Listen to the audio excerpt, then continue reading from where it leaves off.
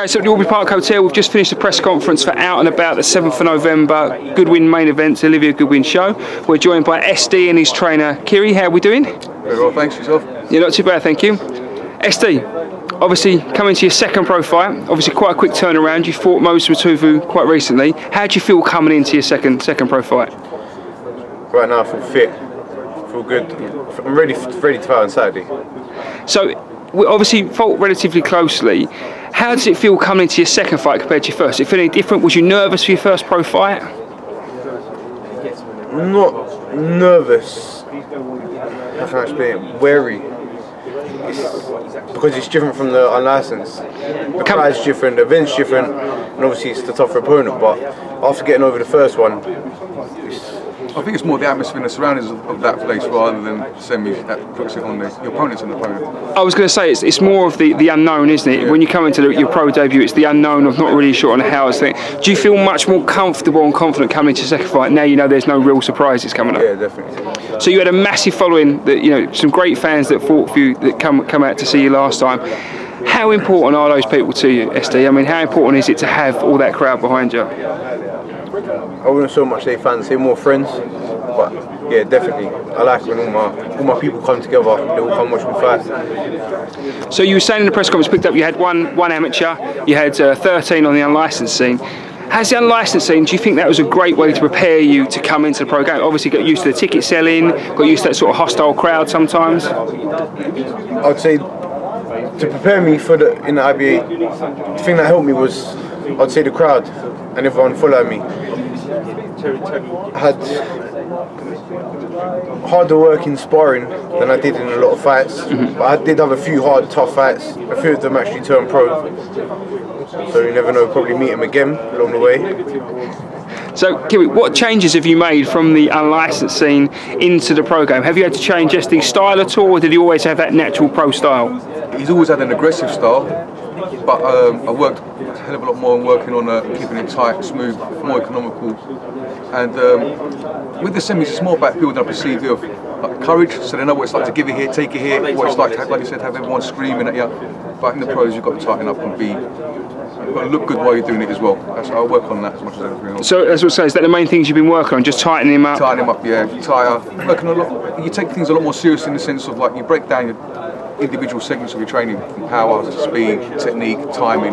That's a lot more serious than just swinging your punches. So you focus a lot more on that. There's a lot more he's got to focus on. So with regards to obviously taking on Paul Morris, SD, in your next fight, Kiri, are you the type of person that does all the research and just tell SD, or SD, do you like to look up your opponent and get some research on him yourself? How does it work in your setup? Well, so both do. He'll come to me, or I'll come, the moment we get the message from the manager, this is who you're fighting, we still get it, and boom, have you seen it? No, I'm looking up now, come and check it out, and we work from there, and then I sort of write a plan, and it's either make an adjustment or say to him, because we just keep doing what we're doing.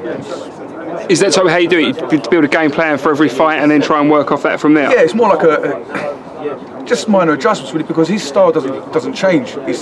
There's nothing just because whether the fighter's this big, that big, this wide, he's a half guard, he's a full guard, he stays the same. Sure. It's just, has that fighter got a different habit of fighting? That's what I got more, is the habit of the fighter rather than the style. So SD says your style doesn't change very much. What is your style? If someone hasn't seen you before, if someone's watching this for the first time and they want to know about SD, what is your style? How will you describe it?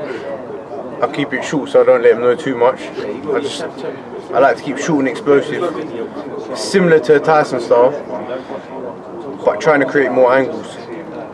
Is obviously, do you look at previous fighters or fighters that current and try and build from style from there, or are you llooking to try and establish, is it something what you've got is something completely different, the SD style?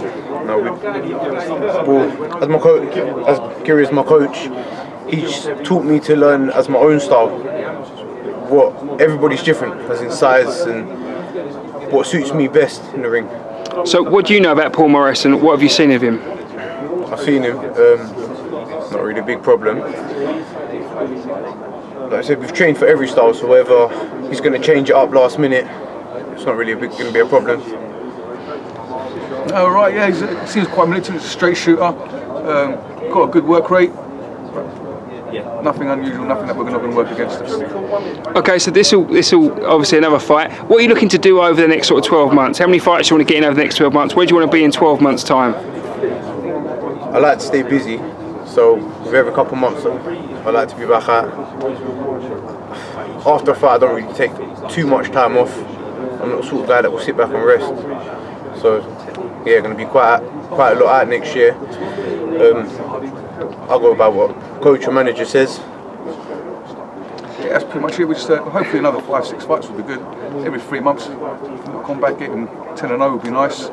Then take things from there. But basically, work. He gets a couple of days off after a fight, and that's it. Back in the gym.